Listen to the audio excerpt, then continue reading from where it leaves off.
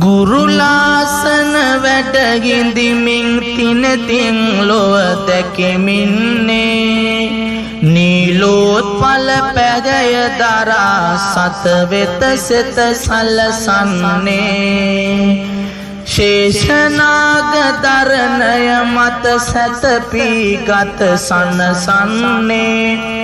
විෂ්ණු දෙවිඳු අනුහසයෙන් කාටත් සෙත සැලසෙන්නේ මයුරාසන වැඩගින්දිමින් මෙහි සුරු තෙද දරමින්නේ අත් දොළසින්